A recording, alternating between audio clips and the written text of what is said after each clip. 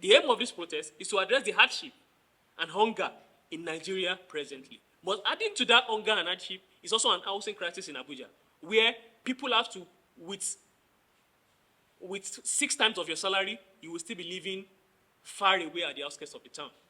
And this is not something that should be obtainable in any country that is responsible to its citizens. We have also raised the fact that the sacrifice that the government claims to be making, they are not making any sacrifices. They are actually making us, the people, sacrifices for them to keep being rich. To move to the last section, protest is our democratic right.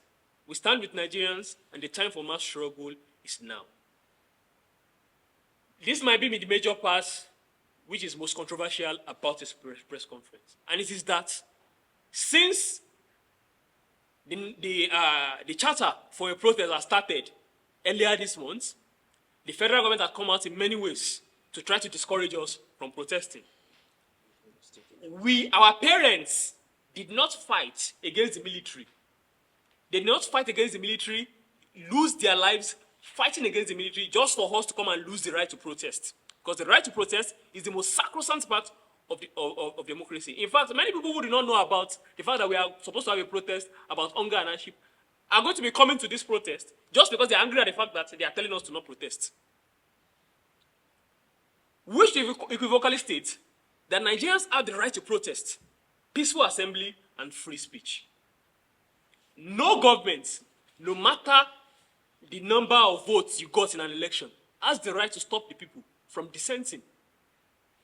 And what we've seen recently is that the government has been threatening, and they are saying that because of the issues of national security, that we should not embark on the protest, that they have intelligence, that some people want to hijack the protest and make it violent.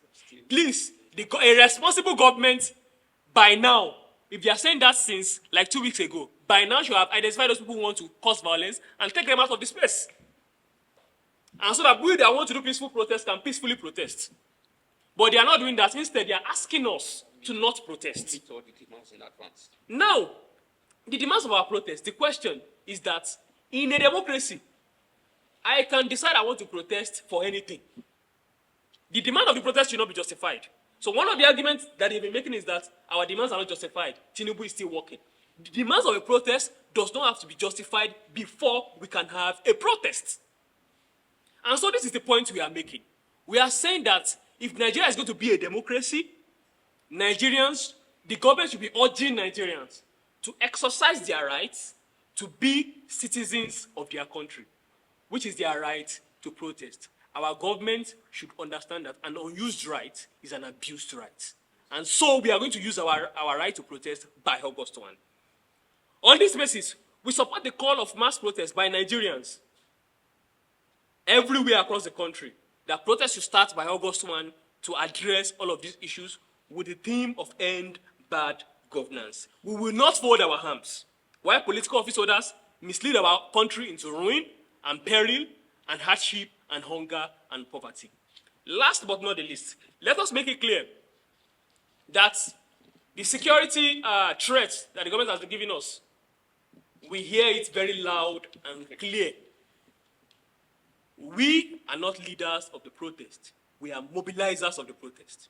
Just like ENDSARS, our protest is the protest of the masses. No leaders are going to be picked up. No leaders are going to be coerced and manipulated to relinquish our struggle until our demands are met. On that basis, we would like to state clearly that we are using this opportunity to warn the Nigerian police that if you want to come to our protest, please come and protest against your unpaid salary. Come and protest against your low salary, your low allowances. Come and protect protesters. Come and protect protesters. Please do not come to incite violence in our protest. No state agent or agent provocateurs should come to our protest to incite violence. They will be dealt with decisively, and not by us. We can only promise that we will mobilize for protest. We will not stop Nigerian masses from defending themselves. If they have been attacked, if they have learned from ENDSARS and the massacres that was the major feature of ENDSARS, we will not stop them from defending themselves. And so we are warning the Nigerian government to not incite violence. because they have history of inciting violence during protest. We still have pictures of people holding machetes, attacking protesters in Lagos. We must also state this clearly, that some have said that our protest is because we want to install a military government. We detest military dictatorship. Let that be loud and clear. Our protest is for our right to live as human beings in our own country. And for that reason, we do not support a military takeover. And so nobody should blackmail us that those are protesting are in support of a military takeover of Nigeria. We are exercising a democratic right, which is the right to protest. And on that basis, we want to also warn the military that Nigerians have learned from Lekki massacre and other massacres during the ENDSARS. We want to warn the DSS that we have learned over the years, and we will not stay silent, because you can beat people, but they will defend themselves. And we will not be responsible for that. It will be the cross of the Nigerian government. Every protester is a leader of that protest. And if they are asking that who are those that have mobilized for this protest, the simple answer is that it is the Tinubu government and the cronies of the government themselves who have mobilized for this protest through the economic hardship they've melted on Nigerians. Because we ask, the problem of insecurity, does it exist? The answer is yes. The problem of hunger, does it exist? The answer is yes. Of economic hardship, does it exist? The answer is yes. The government changed the national anthem just recently. But the national anthem on the street has not changed. It is that of hunger, insecurity, and poverty in the midst of abundance. And of course, to also try to point out that just last week, the government embarked on some sinister attempts to demobilize and harass Nigerians. In Kano and Sokoto, Nigerians youth, about 2 persons were arrested by the DSS. We are also using this opportunity to call for their immediate release. Attempt to arrest or harass or intimidate protesters will not be accepted by us. And to also point out the ENDSARS protest, because in the media these days, the government keep asking us not to protest because they don't want what happened during ENDSARS to repeat itself. I have said this repeatedly. The ENDSARS protest, all of us here were part of it. No protester came to the protest with machete. No protester came with the protest with gun. Protesters joined the protest with placards for a Nigerian flag and their voices for it to be heard. Those who unleashed attack, violence on the ENDSARS protest are first the Nigerian police in Lagos, Abuja, and in key places where the protests organized. In Abuja here, on the very first day, the police attacked the protest at Berger Bridge. Protesters were attacked there, so that we are not people who are not peaceful, but it is the government that should be advised not to embark on what they embarked on during the ENDSARS by intimidating, attacking, and even killing Nigerian youth who are all out to seek for good governance. So we want to make our demands clear. Of course, we've explained some of these things before now, but to get it clear, the first demand we are making is that the government should not just tell us about sacrifice and patience. They must also demonstrate it from their hand, which is why we are stating clearly as our first demand that if the government is truly responsible or ready to initiate discussion with Nigerian youth, the first step should be that all political office holders, both elected and appointed, must be placed on the same salary structure, salary scheme with Nigerian workers. We don't want a society where workers will be subjected to 70,000 naira minimum wage, and people who are just meant to work for 4 years, either elected or appointed, will be going home with millions and billions of naira in their account. We feel that one of the problems we have is that Nigerian those who claim to be leading us and people who are being led will live in a sharply different economic reality.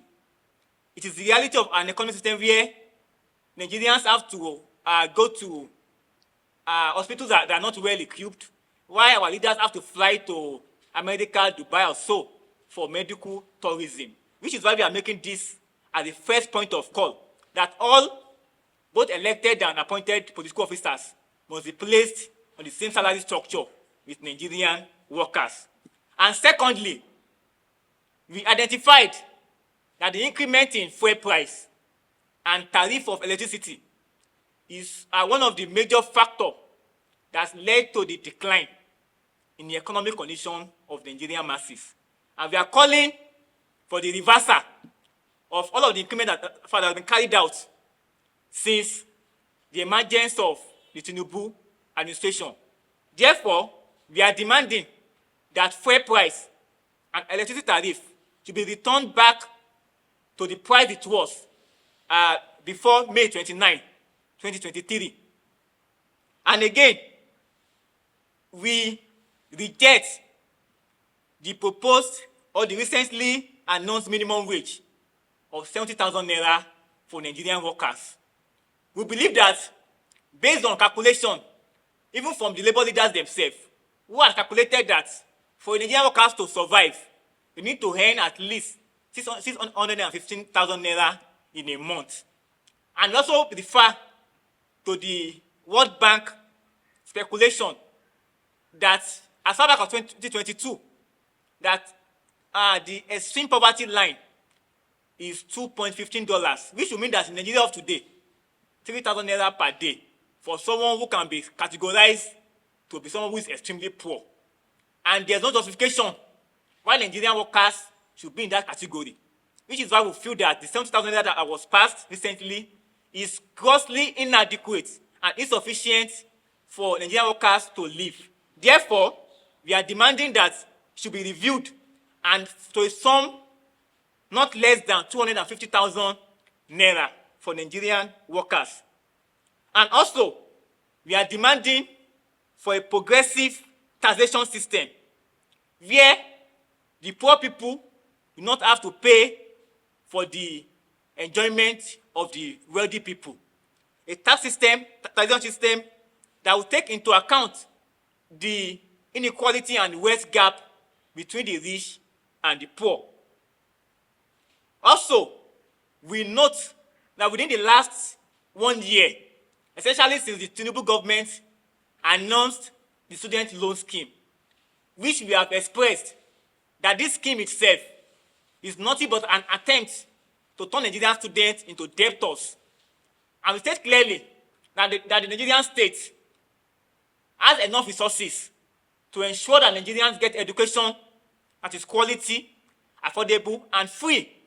We have lived in this same Nigeria where many of the leaders today benefited from a free education system, and for which even included free food given to Nigerian students at a point. I mean, that was even at the point where the major source of revenue of Nigeria was not even as large as it is today. So that there's no reason why Nigerians should become debtors just because they want to benefit from education. And we noted that recently, all the major universities, polytechnic and colleges, including the unity schools, have increased their school fees astronomically, exorbitantly. And we are calling for total reversal of all of the fees that has been increased from Uniben to OAU to Unilag to polytechnics in Nasarawa and everywhere that has been increased. We are demanding for immediate reversal of all school fees that have been increased within the last 1 year. And we also take note of the oil and gas sector, that despite talks from the government over the years, despite budgeting billions of naira for the refineries that they claim they want to make functional, what is obtainable today is that none of these refineries, despite getting billions yearly, is working. So that we are demanding that all of our public refineries should be fixed and made functional. And we are also demanding that the process of building new ones should also commence. Of course, today, there are talks around the Dangote refinery.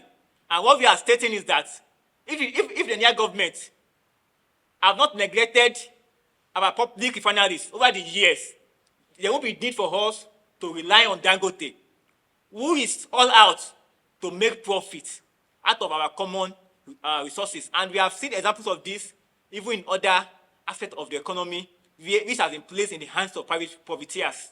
So we are demanding that our own public refineries should be made functional and building on new ones should commence. And we also state that despite after 4 years, the ENDSARS protest, we still have many of the youth who were arrested during that protest and even after that protest. Many are still languishing in different prisons today in Nigeria. Many who lost grossly part of their body or even their economic life due to during that process have not been compensated.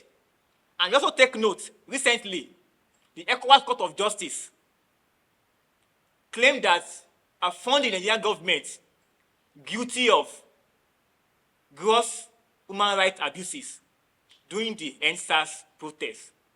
We'll take this cause serious and continue to demand that all those officers and those who are complicit in the attack, killing of protesters during the ENDSARS protest, especially the Lekki massacre, we need to bring them to justice. So we are still demanding for justice for the ENDSARS protest. And we're also making this call to demand that during, before, or after the protest that has been declared to start on August 1st, no protesters should be arrested, attacked, or harassed by any of the security operatives. What we are demanding for is an end to bad governance, not an end to our life, not an end to our freedom. So on this note, we also want to demand from the FCT administration, as we have said already, aside the national crisis we have, even in Abuja here, there are millions of issues affecting residents and workers residing in Abuja. And our first demand is that we demand an immediate cessation of all demolition that displaces families and communities without adequate compensation. We believe that because so far the excuse has been that we need to develop some of these areas.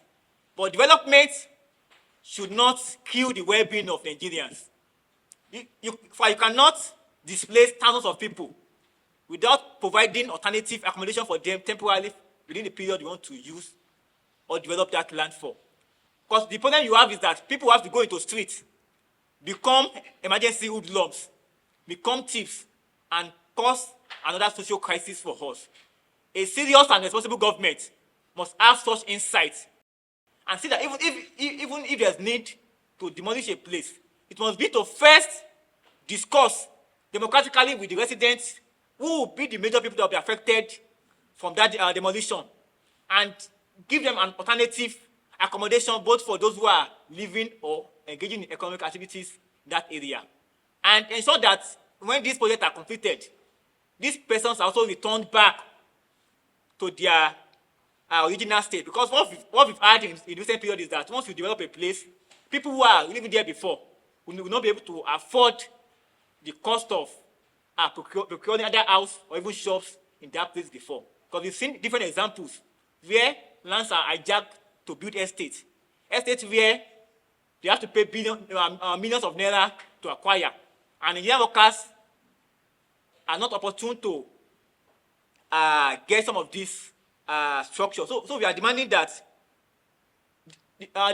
demolitions should be stopped, and where there is need for building of new structures, it should be built with the aim of making it affordable to workers and residents in Abuja. We also demand strict regulation to control rent increases and prevent exploitation practices by landlords. Housing should be affordable and accessible to all, not the luxury for the few. And we state this with the clear belief that housing itself is a right. Nigerian workers, youth deserve to live under comfortable and conducive environment, so that the government itself should not leave housing sector in the hands of developers, estates, and profiteers who are all out to make profit. Nigerians themselves, the housing sector, must see how they build houses that can accommodate Nigerian workers, Nigerian youth. Houses that will be affordable and accessible to Nigerian youth. Also, we demand the utilization and repurposing of the numerous empty estates scattered around Abuja to provide housing for those in need. These properties should be used to alleviate homelessness and improve living conditions for all residents. People who are conversant with Abuja will note that today we have many estates unoccupied, empty, because people who want to be living there cannot afford what it takes to live in these places. So we are demanding that these estates should be repurposed and given to Nigerian workers who are in need of such facilities. Also, we demand the reduction or elimination of the heavy taxes imposed on informal workers who are already struggling to make ends meet. These workers are the backbone of our local economy and deserve fair treatment and support. So, comrades, these are the demands that we are making from the Nigerian government. And we hope to drive home these demands by calling on Nigerian youth not to be scared in their own land. For Nigeria belongs to all of us. Nigerians must not be scared of coming out to protest. So we are enjoining Nigerians to come out on August 1st as the point of protest which we are going to make public very soon, to come and exercise their democratic rights on August 1 and beyond. We are also using this opportunity to call on the Nigerian Labour Congress and the TUC not to become onlookers in this protest. We are demanding that NSC and TUC must also give support to this protest and back it up with a nationwide strike action coupled with this protest that we are demanding. So we are calling on NSC and TUC as a matter of urgency to also demand a call for general strike action in Nigeria. We must state clearly that protest is not just a democratic right. Protest is also a democratic thing in itself.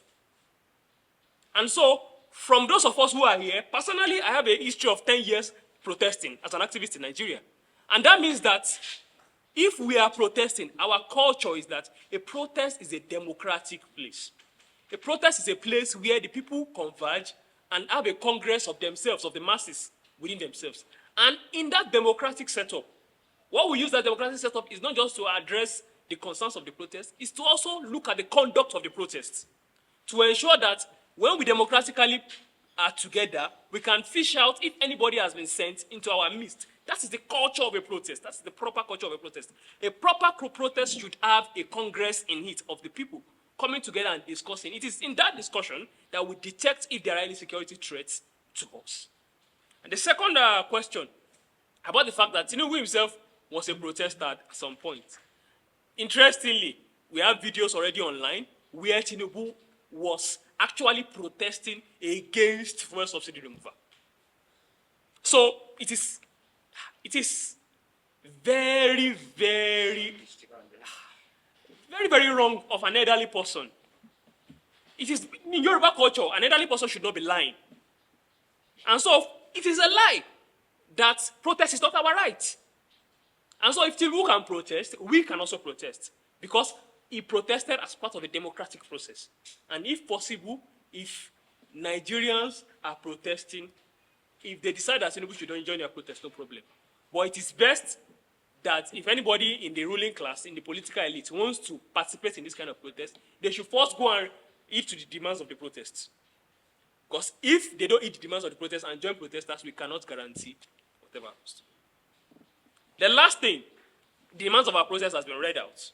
But the main point is that all of the policies, the anti-people policies that Tinubu has rolled out since May 29, 2023, all of them should be reversed. Thank you very much.